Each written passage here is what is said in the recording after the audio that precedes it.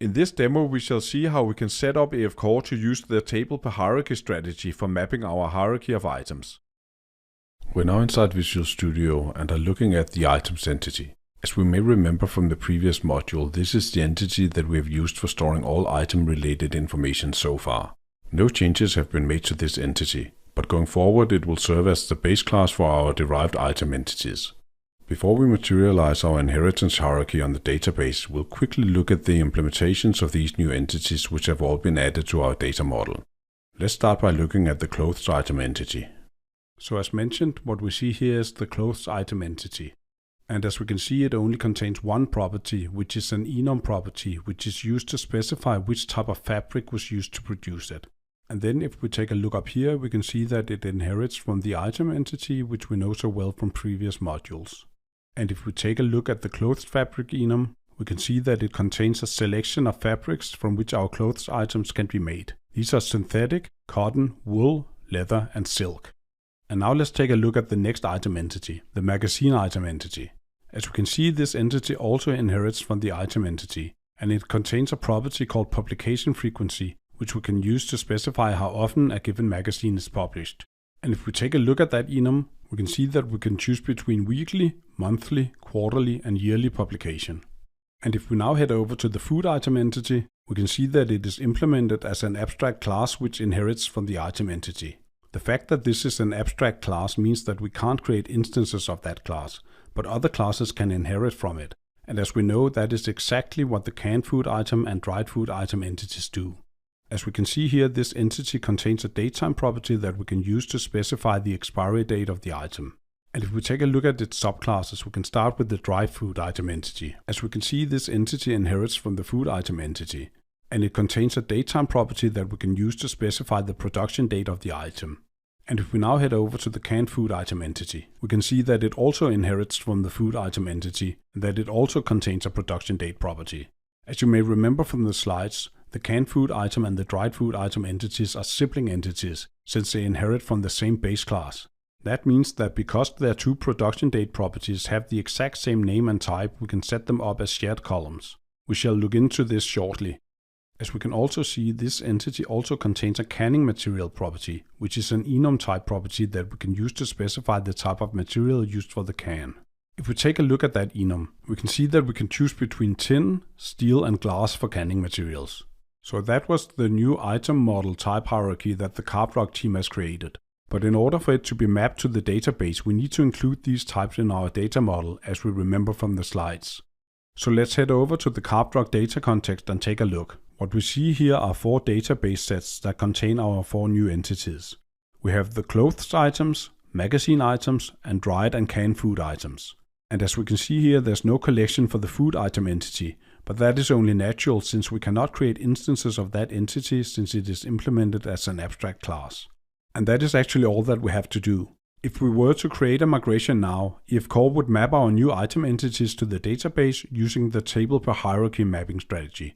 We don't even need to add the discriminator property to the item entity. AF Core will automatically create the required column for us in the items table and set up the discriminator as a shadow property on the item entity. But before we create the migration, let's just make a few configurations to make this a little more user-friendly. So if we head down to the onModel mapping method and take a look at the code where we configure the item entity, we can see that a few bits of code have been added. First of all, it's worth noting that we only need to configure the item entity. There's no special configuration needed for each of its child entities. So the first bit of code that we see here does 2 things. First, it specifies that the discriminator column must be named item type by calling the discriminator method, passing in the value item type, thereby overriding the default name, which is simply discriminator. This is mostly cosmetic, but depending on our needs, it might make sense. For example, if we need to follow a special naming convention on the database. Secondly, we call the value method, passing in the item entity as the generic input parameter and the string value uncategorized item as input to the method. This specifies that all instances of the item entity must have a discriminator value of uncategorized item assigned. If we hadn't specified anything for that entity, any item entity that we add to the table would be tagged with item for its discriminator. But since we now have more specific item categories, it makes sense to say that instances of the item-based entity are uncategorized. The next bit of code that we see here sets the default value of the discriminator column to be uncategorized item. This is necessary because our table already contains 2 item entries, and if we don't specify a default value, these will not be tagged with a discriminator. This will mean that when we run queries against the item collection, they will fail with an exception saying that EF-Core was unable to materialize entity instances of type item. This is because no discriminator was defined for these. So by setting up this default value for the item type discriminator column on the items table, we make sure that these 2 items are assigned a discriminator. And remember that we talked about shared columns. As we just discussed, the production date property on the dried and canned food item entities is a good candidate for mapping to such a shared column. And that is exactly what we're setting up here. We do so by calling the hasColumnName method on both of these entities, specifying that the production date property must be mapped to a column named production date. Also notice here that we add a call to the isParse method. This is included to show how we can easily ensure that columns that we know will only be used rarely are optimized for storing null values. And the configuration that we see here below simply sets up the enums that we just looked at to be mapped using some converters that the Carblog team have created. These work exactly like the ones that we looked at in an earlier module, and they simply make sure that it is the string value of the enum that is stored in the database. So now let's generate a migration for this. Here we see the migration file that EF-Core has created for us. Let's start by taking a look at this bit of code here where the production date column is being configured. This column will be shared by the canned and dried food item entities. If we had not set up these properties to use a shared column, EF-Core would have created a separate column in our table for each of them, and prepended the name of that column with the name of the entity type. This would, for example, have given us a column called canned food item production date. Also note the call here to the annotation method, where we pass in a string parameter that specifies that this column must be set up as a SQL Server sparse column. And as we can see, all the other properties that exist on entities that are part of our inheritance hierarchy are simply mapped to columns with the same name as the property. This is also what we would expect for any other entity. And for example, here we have the expiry date, which is shared by the 2 food item entities. This is actually not an example of a shared column.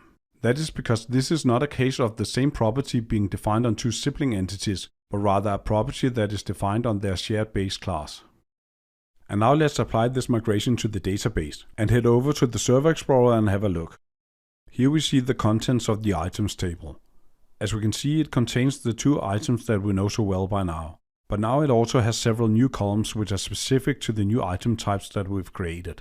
So here we have columns for the canning material, the expiry date, the fabric, the production date, and the publication frequency. And we also see the new item type column, which is used by EF-Core as a discriminator to determine which type of entity is stored in a given row. And as we can see here, the 2 existing items have both been labeled as uncategorized items, just like we would expect.